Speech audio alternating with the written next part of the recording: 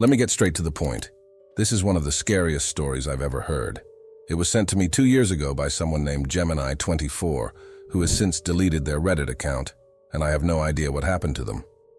I've shared this story a few times since I began my storytelling career, and it remains the most terrifying one I've ever encountered. It deserves to be told in its entirety. I'm 28 years old, and this is the first time I've revisited this incident in detail due to how traumatizing it was. I met my ex-girlfriend in California in 2010. We had both lived there our entire lives, but decided to move to Maine a couple of years after we started dating. She had visited Maine on a business trip in 2012 and fell in love with its small towns, scenery, and people. She came back and convinced me to move there, so we did. We saved up money and rented a huge moving truck. The plan was for me to drive the truck across the country while she stayed behind for 3 days to finish her classes at the local community college. We had to move then to take advantage of an incredible deal on the moving truck. She had her own car to drive to Maine, while I towed my car behind the truck. My brother joined me on the trip to help with the driving. The drive was long and exhausting, and when my brother and I finally arrived in Maine 4 days later, we were spent.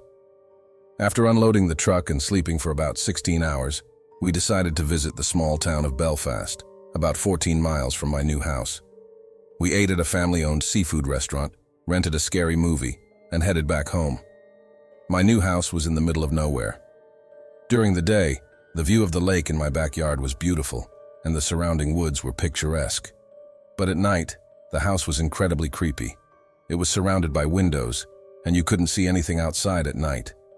However, someone outside could easily see in. My brother had a flight back to California the next day, so we woke up early to drive to the Portland airport. I eventually returned home alone and couldn't make phone calls or watch TV because we had no service or cable yet. My cell phone didn't work on the property, and all I had was a box of DVDs. I decided to try out my new fishing pole at the lake, but it got dark quickly. I went back inside and sat in the living room, looking out the windows as it became darker. I turned on all the lights but quickly got creeped out when it became pitch black outside. Imagine being in the middle of the forest at night, unable to see your hand in front of your face. I felt like someone was watching me from outside.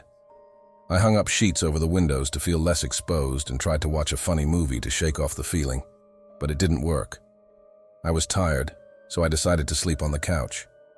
I turned off the TV and covered myself with blankets. I woke up sometime later, still in the dark. I reached for a bottle of Coke on the floor and took a gulp. As I looked around the room, my heart began to race when I noticed a man standing in the corner. I couldn't see his eyes, but he was clearly watching me. I was frozen in fear. He didn't move, and I realized he might not know I had seen him. After a minute of gut-wrenching fear, I forced myself to cough as I got up, trying to appear unaware of his presence.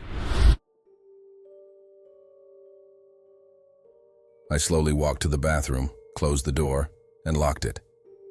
I then noticed a small window above the bathtub and decided to try to escape through it. I unlocked the window and started sliding it open, but it squeaked. I froze, hoping he hadn't heard it. A few seconds later, I heard a tapping on the bathroom door. It sounded like metal tapping, possibly a knife. I realized he knew what I was doing or wanted me to know he was outside the door. Adrenaline kicked in, and I slid the window open, pushed the screen out, and began squeezing through. Just as I was pulling my legs out, I felt the man grab my foot and slice my ankle. I pulled free and fell to the ground outside. I was shaking and in pain, but managed to get up and dash into the woods, hiding and trying to control my breathing. I watched as the man, holding a large knife, searched the woods, but luckily not near me. After about 10 minutes, he went back inside the house. I stayed hidden until the sun started to rise about an hour later. I then made my way to the front of the house, grabbed my car keys, and drove to a general store a few miles away. I escaped, but so did the intruder. My ankle was badly cut, but it healed after a few months. I also suffered minor pneumonia from being outside but recovered. This incident has made sleep difficult, but writing this has surprisingly made me feel a bit drowsy. Maybe I'll try to sleep now.